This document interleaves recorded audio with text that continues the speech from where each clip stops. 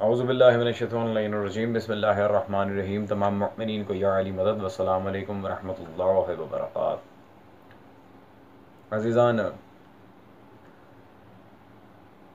गुज़िश्ता काफ़ी दिनों से नमाज ईदैन और जुमा का जो मसला शुरू हो चुका था, उसमें से ईदैन वाले पोर्शन को तो हम क्लियर कर चुके और हमने वाज़ेह दिखाया कि किस तरह उसूली हज़रात ने मज़हब शिया के कुतुब अहदीस में उनकी प्रिंटिंग में ख़यानत की है, तहरीफ़ात की हैं, मज़हब शिया में अहदीस के गलत तर्जुमानी की और आवाम को गुमराह किया।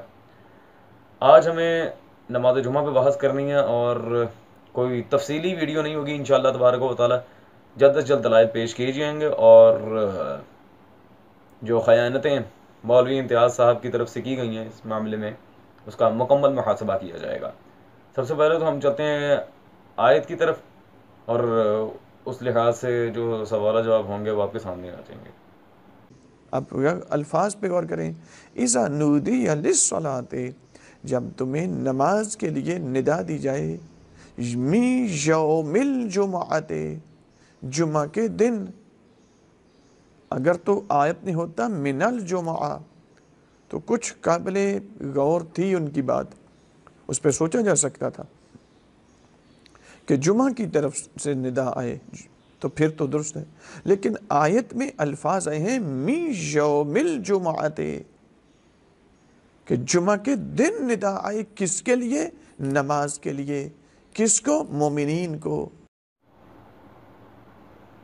अजीज़ान, जैसा कि आपने देखा, मौलवी साहब ने जब आयत पढ़ी है, उस आयत के लिहाज से उसकी तर्जुमे में और बाकी सारे मामलात में, तफसीर में मौलवी साहब ने इतनी ख़यानत की है जो कि इंतहाई अफसोस की बात है। खैर, आयत के लिहाज से अब मैं एक एक पॉइंट आपके सामने क्लियर करता चलो। इसकी तफसीर मैं अपने पास से नहीं करूँगा, मैं वही कहूँगा जो मेरे मासूम ने कहा है।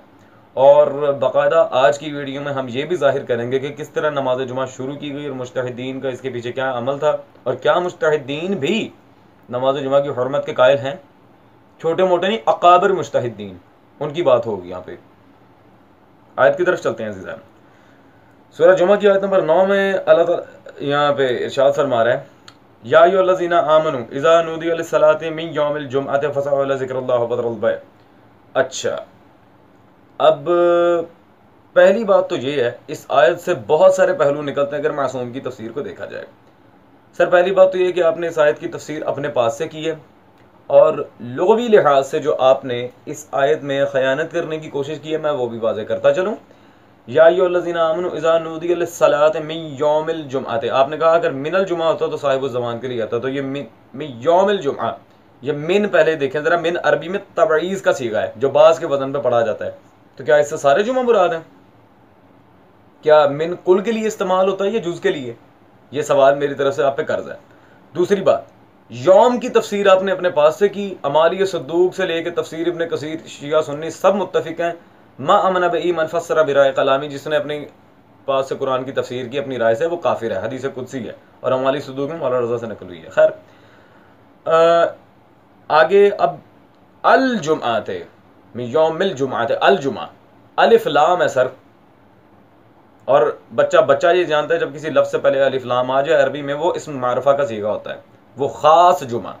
आपने ना सीगा तबईज़ के लिहाज से बात की, ना यौम के लिहाज से मासूम का फरमान पेश किया, और ना ही इस्म मारफा की आपने यहाँ पर तशरीह की। ये तो सर आपकी अरबी का हाल है, अब इससे आगे क्या कहा जाए। खैर, हम आते अपने मौजू की तरफ। अजीज़ान, मैं इनकी तरह ज़ाती तशरीह नहीं करूँगा, ना ही तफसीर करूँगा कुरान की आयत की, मैं वही बताऊँगा जो मेरे मासूम ने कहा। अब यौम से ये बज़िद हैं कि जी यौम होता तो, यौम ना होता तो साहिबुज़ ज़मान के लिए आता। अच्छे, खैर, ये मेरे हाथ में मौजूदा तफसीर नूरुस सकलैन, जैसा कि आप देख रहे हैं इधर, और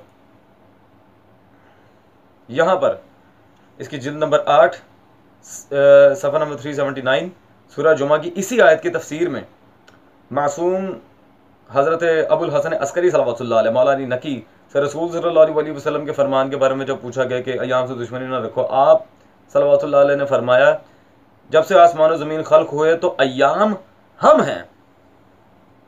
अयाम कौन है जी? मेरे मासूमीन। और इसके बिल्कुल नीचे ही आइमा के लिहाज से जो जो अय्याम हफ्तावार आ रहे हैं उन सब की तफसील बयान की। आगे फरमाया अल्लाहु अकबर, जुमे से मुराद मेरे बेटे का बेटा है, क्योंकि इमाम अली नकी सल्लल्लाहु अलैहि साहिब ज़मान के रिश्ते में दादा लगते थे। उन्होंने मेरे बेटे का बेटा है जुमा। ठीक है सर। तो यहाँ मासूम की तफसीर आपसे बिल्कुल इत्तेफाक नहीं करती, 100% टकरा रही है। इसके अलावा अजीज़ान एक और बात मैं क्लियर करता चलूँ, अभी जो आयत मैंने पेश की थी उसमें खाली जुमा नहीं है, मिन यौमिल जुमाते, अल जुमा मारफा है। अब ये अल जुमा ख़ास जुमा, जैसा कि हदीस मासूम में पेश कर चुका हूँ। फिर ये कहेंगे नहीं जी हमारे अकाबर उलमा में से भी कभी किसी ने ये अलकाबात या अस्माए हज़रत बक़ियतुल्लाह में माना है। तो आए सर मैं आपको दिखाता हूँ। ये अब मेरे हाथ में जनाबे वाला किताब मौजूद है, साहिब मुस्तदरक अल वसाइल सरकार मुहद्दिस शेख हुसैन तबरसी नूरी रहमतुल्लाह अलैह, उनकी ये किताब है जो उन्होंने पूरी किताब हज़रत बक़ियतुल्लाह सल्लल्लाहु अलैहि के अहवाल पर लिखी है, नजमुस साक़िब, जो मेरे मौला आका साहिब ज़मान के लिहाज से उन्होंने किताब लिखी है, फ़ी अहवाल इमाम अल हुज्जतुल ग़ाइब। इस किताब में ये जिल्द नंबर अव्वल है मेरे पास, सफ़ा नंबर 181 पर, बाब उस्सानी, दूसरा बाब, यहाँ पे मौला के अलक़ाबात और अस्मा के लिहाज से जब बात आई है तो वह यहाँ पे मौला का एक इसम लिख रहे हैं अल जुमा, जैसा कि आयत में आया था मिन यौमिल जुमाते अल जुमा। यहाँ पे साहिब ज़मान का बिल्कुल इस मारफा के लिहाज से ही मेरे मौला का यहाँ पे उन्होंने नाम लिखा है। ठीक है सर, ये मैं नहीं कह रहा, ये साहिब मुस्तदरक फरमा रहे हैं। अब आप कहाँ, बाकी मुज्तहिदीन कहाँ शेख तबरसी। ठीक है जी। अब हम आगे चलते हैं, जो हदीस इन्होंने पेश की थी और उसके बाद मुकम्मल तौर पर दलाइल हम आपके सामने रखेंगे कि मामला क्या है और उसे बिगाड़ा किस तरह गया। खिदमत में ये पेश कर देता हूँ, ये वसाइल शिया है, वसाइल शिया की जिल्द नंबर 3 और इसमें सफ़ा नंबर 175 है। यहाँ पूरी सनद आप सुन लें, सिर्फ एक हदीस आपकी खिदमत, ताकि गुफ्तगू ज़्यादा लंबा ना हो। हदीस है बाब इस्तिहबाब ताजील मा यखाफ फौतहु मिन आदाबिल जुमअत यौमुल खमीस।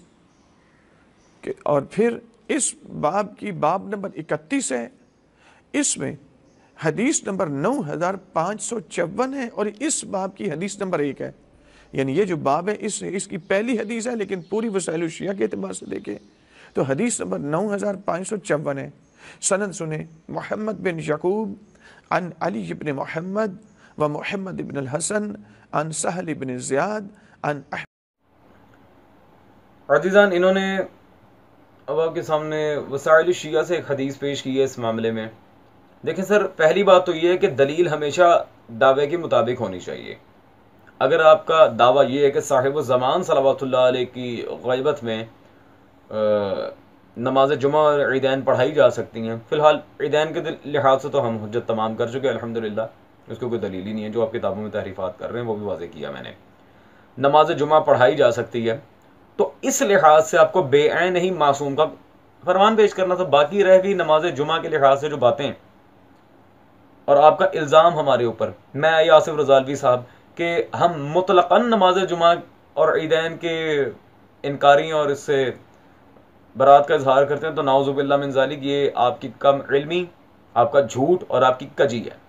हम मुतलक़न इनकार जुमा ईदैन नहीं करते। मसला ये है पढ़ाएगा कौन, इक़्तिदा कौन करेगा, ये हक़ किसका है। इस बारे में तफसीलन बात आगे जाएगी। तो अब हमें यह देखना है कि आपने वसाइल शिया से जो हदीस पेश की थी उसका स्टेटस क्या है और ये सारे मामलात को इंडोर्स किस तरह किया जा रहा है। वसाइल शिया से जो हदीस आपने पेश किया, आपने खुद अभी सनद में एक रावी का नाम लिया, सहल बिन ज़ियाद। उसके लिहाज से मैं आपको दिखाना चाहूँगा रिजालुन नजाशी, मतबूआ बरूत लुबनान, सफ़ा नंबर 182, रकम नंबर 490 में सहल बिन ज़ियाद का तज़किरा है। और इसके बारे में सरकार नजाशी रिज़वानुल्लाह ताला अलैह यहाँ फरमाते हैं, कान ज़ईफ़न फ़िल हदीस। जिस रावी की रिवायत पेश करके आप बहुत शद्दोमद लगा रहे थे, अल्हम्दुलिल्लाह वो एक ज़ईफ़ रावी है। जी हजरत, मामला क्लियर हुआ। अब हम चलते हैं आपके मुज्तहिदीन हजरात की तरफ, उनकी ख़यानतें, उनकी दोगली पॉलिसियाँ और सारे मामलात कि किस तरह मज़हब शिया में नमाज जुमा का इनेकाद हुआ, सारे मामलात क्या थे, इसके पीछे बेसिक वजूहात क्या थी, और जो मैंने वादा किया था कि बिरादरान अहले सुन्नत की किताब को भी आगे रखा जाएगा, वो वादा भी पूरा किए देते हैं। सबसे पहले तो मैं आपके सामने रखूँगा ये मोहम्मद अली फाउंडेशन इस्लामाबाद से छपी आपके उसूली मसलक के आयतुल्लाह शहीद बाकिर सदर साहब की किताब निज़ाम मरजइयत शहीदैन की नज़र में, इसके सफ़ा नंबर 10 पर वो लिखते हैं, इबारत आपके सामने मौजूद है। इन्हीं मुतनाज़ मसाइल में से एक ज़माने ग़ैबत में नमाज जुमा का मसला है। बाज़ इसे अदम हुज़ूर इमाम सल्लल्लाहु अलैहि में भी वाजिब समझते हैं, बाज़ मुस्तहब और बाज़ हराम और बाज़ एहतियात की नीयत से पढ़ते हैं। इसी तरह ईदैन की जमात के बारे में तो जनाब वो आप कह रहे थे कि आयात के अल्फाज भी अगर गौर कर ले तो यही काफ़ी था। आपके मुज्तहिद आज़म कह रहे हैं कि यह मुतनाज़ तरीन मसला है और बाज़ मुज्तहिदीन इसकी हुर्मत के कायल हैं, लेकिन यहाँ पर भी बाकिर सदर ने डंडी मारी है और उन मुज्तहिदीन के नाम नहीं बताए। चले कोई बात नहीं सर, इधर देखें मैं बता देता हूँ। ये मेरे पास मौजूद है आपके मुतासिब तरीन मुज्तहिद मिर्ज़ा मोहम्मद तुनकावनी साहब की अल-किसाब पब्लिशर से छपी किताब कससुल उलमा। कससुल उलमा में सफ़ा नंबर 229 पर शेख सलमान बिन राशिद के बाब में वो क्या लिख रहे हैं, कहते हैं जी खालिस मुज्तहिद थे और इनको शेख अहमद बिन शेख मोहम्मद बिन अली नकाई ने उनसे इजाज़ा हासिल है। ठीक है जी, खालिस मुज्तहिद थे, 1101 में इनका मुतवफ़ा है। और नीचे लिखते हैं आपकी तालिफात में, हज़रत ज़रा गौर कीजिएगा यहाँ पर, आपकी तालिफात में इमाम ज़माना सल्लल्लाहु अलैहि की ग़ैबत में नमाज जुमा की हुर्मत में रिसाला है।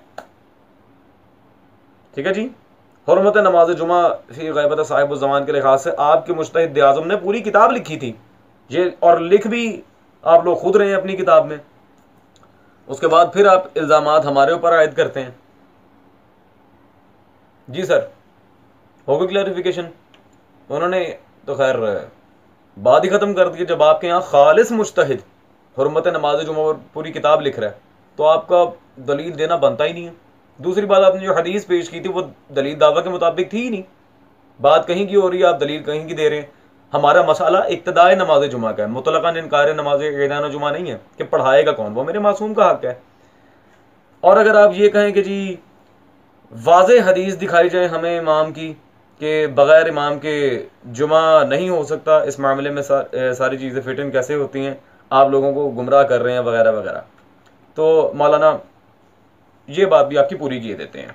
ये मेरे हाथ में आपके आयतुल्लाह सैयद हसन ताहिरी खुर्रमाबादी साहब की किताब है अवामी हुकूमत या विलायत फ़क़ी, आप स्क्रीन पर देख रहे हैं।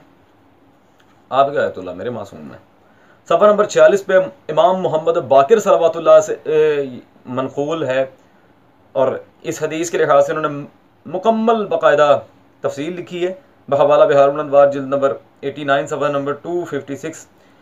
और 5वां पॉइंट मौला की हदीस में यहाँ लिखते हैं कि लोगों के दरमियान, ज़रा गौर कीजिए, लोगों के दरमियान ना हुदूद और ना जुमा, हुकूमत और ना हुदूद और ना जुमा, इनमें से किसी की इस्लाह इमाम आदिल के बगैर नहीं हो सकती। सर वाज़े यहाँ पर मौला बाकिर सल्लल्लाहु अलैहि की हदीस और आपके मुज्तहिद आपके आयतुल्लाह खुर्रमाबादी साहब लिख रहे हैं कि बगैर इमाम की जुमा है ही नहीं।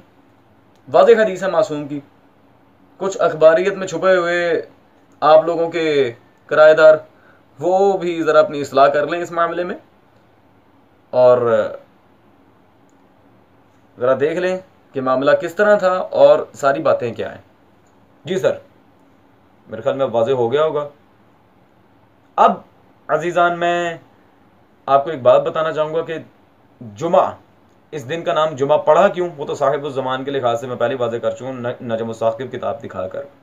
मैं जुमा लफ्ज़ पे भी बहस कर लेता हूँ कि जुमा पढ़ा क्यों इसका नाम, वहीं से आपको वाज़े हो जाएगा कि मेरे सारे दलाइल किस फ्लो में जा रहे हैं और इनकी ख़यानतें उसको भी देख लेंगे। अजीज़न, बाकी सारे मामले तो आपके सामने क्रिस्टल क्लियर आ ही गए। अब मैं एक बहुत ही इम्पोर्टेंट पॉइंट आपके सामने रखना चाहूँगा जो आज तक बताया नहीं गया, कि इस दिन का नाम जुमा रखा कैसे गया। वैसे तो जुमे के लिहाज से जो आयत थी उसका मैंने मुकम्मल आपके सामने वाज़ेह तौर पे बयान रख दिया, मुज्तहिदीन की किताबों से, तफसीर मासूमीन से, सर अल्लाह अकबर। सर वो मेरा जो पॉइंट है वो भी आप ही के मसलक के आलिम मुफ्ती जाफ़र साहब, बहुत बड़ा नाम है, इंडिया पाकिस्तान में बहुत बड़ी मशहूर और मारूफ शख्सियत गुजरी हैं, जिन्होंने नाहजुल बलागा का तर्जुमा किया, उसकी शरह लिखी, फिर सहीफ़ा सज्जादिया का तर्जुमा किया, उसकी शरह लिखी, सीरत पे कुतुब लिखी बहुत, और मुजाहिदात भी हैं इनकी। मुफ्ती जाफ़र साहब ने जो सहीफ़ा कामिला सज्जादिया की मुख्तसर तर्जुमा शरह की थी, इमामी कुतुब खाना मुगल हवेली से छपा मेरे हाथ में मौजूद है, इस वक्त आप स्क्रीन पर देख सकते हैं। और इसमें सफ़ा नंबर 449 में दुआए रोज़ो जुमे के लिहाज से उन्होंने मौला की दुआ नकल की, और आगे शरह करते हुए हाशिये में उन्होंने क्या लिखा है। सैयद नेमतुल्लाह जज़ायरी रहमतुल्लाह ने जुमे की वजह तस्मिया के सिलसिले में तहरीर किया है कि खुदावंद आलम ने ज़मीन और आसमान को 6 दिन में पैदा किया, जिनमें पहला दिन यकशंबा और छठा दिन जुमा, और उसमें और उन तमाम मखलूक़ात को एक मकाम पर जमा किया, इसलिए इसे जुमा कहा जाता है। और इमाम जाफ़र सादिक सल्लल्लाहु अलैहि से पूछा गया जुमे के लिहाज से जुमे को जुमा क्यों कहते हैं, तो आपने फरमाया खुदावंद आलम ने इस दिन मखलूक़ात को मोहम्मद सल्लल्लाहु अलैहि वसल्लम और उनके अहले बैत की मोहब्बत व विलायत पर जमा किया, इसलिए इसे जुमा कहा जाता है। अल्लाहु अकबर। सर मौला सादिक का फरमान हदीस पाक ब हवाला अनवार नुमानिया उन्होंने यहाँ नकल किया है आप ही के मुफ्ती जाफ़र हुसैन साहब ने। अब मेरे ख्याल में तो कोई बात रह नहीं गई सर। खैर अजीज़ान, हम पे जो इल्ज़ाम लगाता था कि ये साजिश कर रहे हैं, ये है वो है, अब ज़रा साजिश वाली बात को भी क्लियर करता चलूँ। क्या आया साजिश किसने की, नमाज जुमा का इनेकाद किस तरह रखा गया, और इनके मुज्तहिदीन ने बाकायदा हुर्मत पर पूरी पूरी किताबें लिखी हैं, मुतनाज़ कहा गया। इमाम बाकर की हदीस इनकी किताब से मैंने पेश की, तफसीर नूरुल सकलैन अखबारी हज़रात के लिए पेश कर दी, और आयत के लिहाज से लग़वी बहस आपके सामने कर दी है। खैर अब खयानत और साजिश वो मैं आपके सामने मामला क्लियर करता चलूँ अज़ीज़ान, कि किस तरह मज़हब शिया में गुमराही फैलाई गई है इन हज़रात की तरफ से, जो कि इंतहाई अफसोसनाक बात है। सबसे पहले तो चलते हैं जी उस वजह की तरफ जो इनकी बेसिक वजह है। ये मेरे हाथ में मतबूआ मकतबतुर रज़ा आपके आयतुल्लाह मुस्तफ़ा यज़दी नजफ़ आबादी साहब की किताब मौजूद है, जिन्होंने मुंतज़री के अफ़कार व किरदार पर लिखी थी। ये आयतुल्लाह मुंतज़री के जी अफ़कार व किरदार। इस किताब में सफ़ा नंबर 62 पर पूरा बाब है नमाज जुमा की बुनियाद। नमाज जुमा की बुनियाद मैं नहीं कह रहा, आपके हजरात लिख रहे हैं। लिखते हैं जी, मिल्लत ईरान की सितमज़दा कौम इस अजीम इस्तेसाल और गारतगरी का मौसर तदराक करने के लिए नजफ़ाबाद में नमाज जुमा कायम की गई, ताकि लोगों को इनकलाब इस्लामी के दस्तूर अमल से आगाह किया जाए। माशाअल्लाह। तो जैसा कि अज़ीज़ान मैं बता रहा था, खुमैनी साहब के इनकलाब को फ़रोग़ देने के लिए नमाज जुमा की बाकायदा ईरान में बुनियाद रखी गई। ठीक है जी। अब अगली बात अज़ीज़ान जो आपको दिखाने जा रहा हूँ, इंतहाई शर्मनाक बात है। क्या किसी गैर की तान तशनी या मजाक की वजह से हम अपना मजहब छोड़ सकते हैं? लेकिन ये हजरात छोड़ देते हैं। इसकी दलील मैं आपके सामने पेश करना चाहूँगा इनके मुज्तहिद आज़म और खुमैनी साहब, जिन्हें अपना बेटा कहते थे बाकायदा, मुर्तज़ा मुताहरी, उनकी किताब सुखन से। ये सुखन मेरे हाथ में मौजूद है, मतबूआ जामिया तालीमात इस्लामी पाकिस्तान। सर ये मुर्तज़ा मुताहरी साहब इस किताब सुखन में सफ़ा नंबर 154 पर क्या फरमा रहे हैं, ये ज़रा गौर करें। और खुदारा ये हवाला देखने के बाद कुछ हद तक अगर आप में ईमान का ज़र्रा बराबर भी बाकी है तो गैरत ईमानी का सबूत दीजिएगा। कहते हैं, मुझे याद है कि जब मैं फरूरुद्दीन में सन 1339 हिजरी में इस्फहान में उनकी खिदमत में हाजिर हुआ। ये मुर्तज़ा मुताहरी कह रहे हैं ये अपने किसी आलिम के बारे में। तो जुमा की नमाज का तस्करा आ गया। फरमाने लगे कि मालूम नहीं कि शिया कब नमाज जुमा के तर्क का इल्ज़ाम अपने ऊपर से दूर करेंगे। ठीक है जी, ज़रा गौर करें। सब इस्लामी फ़िरके हम पर एतराज़ करते हैं और हमारा मजहबी मजाक उड़ाते हैं कि हम ये देख लें अजीजान, ये देख लें, ये खुद इनके मुस्तहिदीन एतराफ़ कर रहे हैं, मजाक उड़ाते हैं कि हमने जुमे की नमाज तर्क कर रखी है।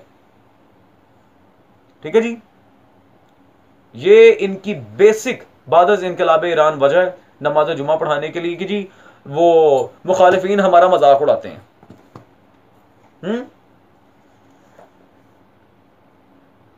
मैं कहता हूं अजीजान, कुछ इंसान को खुदा का खौफ होना चाहिए। दूसरों की तनखीस की वजह से आपने अपने मजहब में अड़ियल डाल दी है। इतनी बड़ी खयानत, कोई आपका मजाक उड़ाता तो आप दीन ही छोड़ दोगे।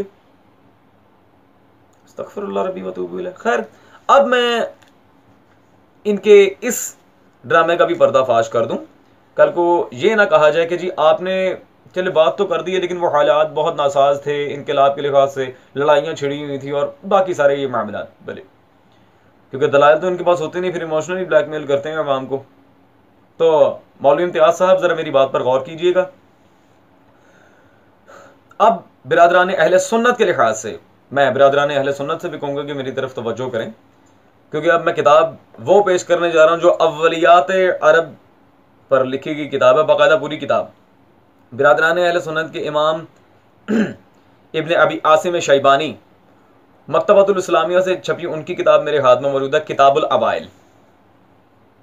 ये पूरी किताब उन्होंने अव्वलियात पर लिखी है। अवाइल जमा अव्वल इसका वाहिद है, जो फर्स्ट किसी ने कोई काम किया हो उसे इन्होंने जमा किया।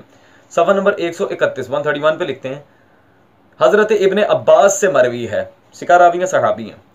सबसे पहले इराक में जुमा मुबारक की नमाज सफ़र 16 हिजरी में साद बिन अबी वक़ास ने पढ़ाई।